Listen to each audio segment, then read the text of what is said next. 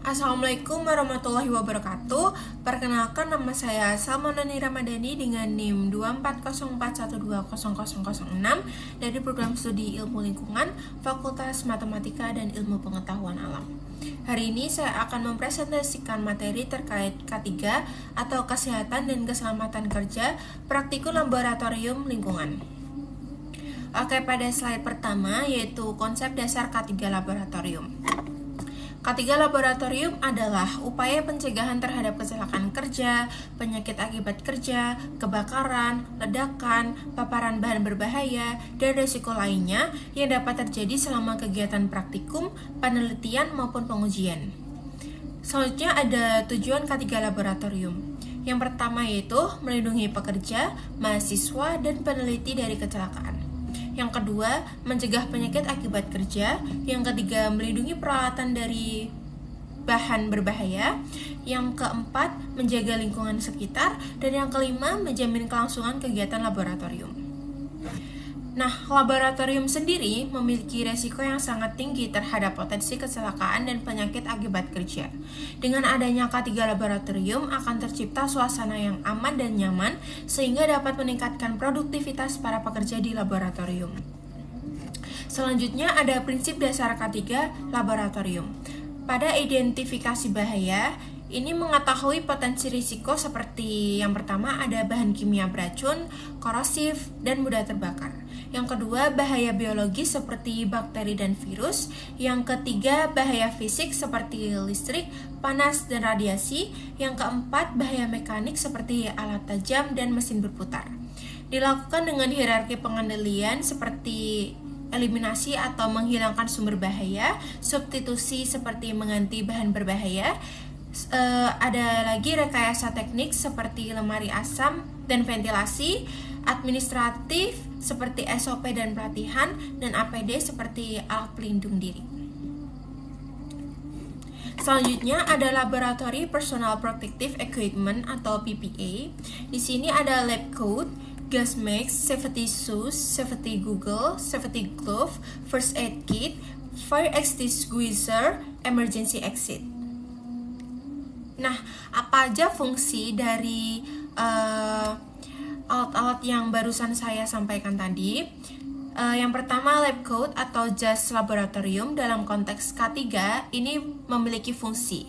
Yang pertama, melindungi tubuh dari paparan bahan kimia, mencegah penyebaran kontaminasi keluar laboratorium, dan mengurangi risiko cedera fisik ringan. Yang kedua, ada gas mask atau masker gas atau respirator.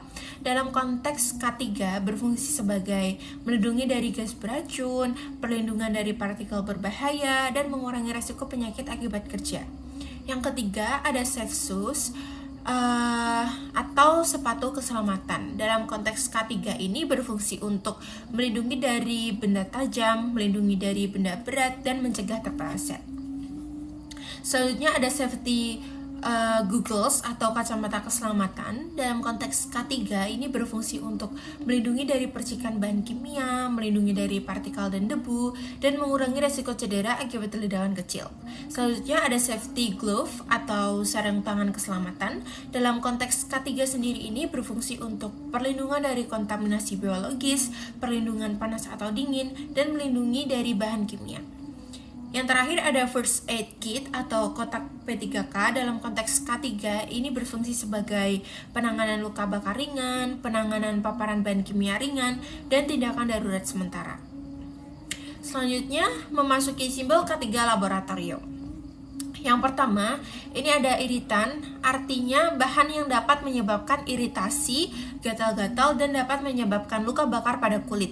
Tindakannya ini bisa hindari kontak langsung dengan kulit. Contohnya NaOH, C6H5OH, dan Cl2. Yang kedua, ada toksik. Arti dari toksik ini adalah bahan yang bersifat beracun, dapat menyebabkan sakit serius bahkan kematian bila tertelan atau terhirup. Tindakannya sendiri ini jangan ditelan dan jangan dihirup.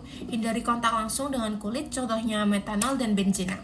Yang ketiga ada korosif. Arti dari korosif ini adalah bahan yang bersifat korosif, dapat merusak jaringan hidup, dapat menyebabkan iritasi pada kulit, gatal-gatal, dan dapat membuat kulit mengelupas. Tindakannya sendiri ini hindari kontak langsung dengan kulit dan hindari dari benda-benda yang bersifat logam. Contohnya HCl, H2SO4, NaOH yang lebih dari 2%. Yang keempat ada flammable. Arti dari flammable ini adalah bahan kimia mempunyai titik nyala rendah, mudah terbakar dengan api, bansen, permukaan metal panas, atau loncatan bunga api. Tindakannya sendiri ini jauhkan dari benda-benda yang berpotensi mengeluarkan api.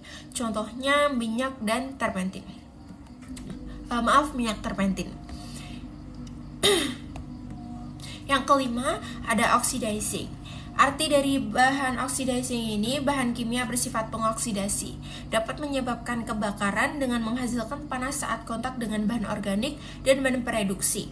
Tindakannya sendiri yaitu hindari dari panas dan reduktor, contohnya hidrogen peroksida dan kalium perklorat. Yang keenam ada eksplosif. Arti dari eksplosif ini adalah bahan kimia yang mudah meledak dengan adanya panas atau percikan bunga api, gesekan, atau benturan. Tindakannya yaitu hindari pukulan atau benturan, gesekan, pemanasan api, dan sumber nyala lain bahkan tanpa oksigen atmosferik. Contohnya yaitu KClO3, NH4NO3, trinitrotoluena atau TNT.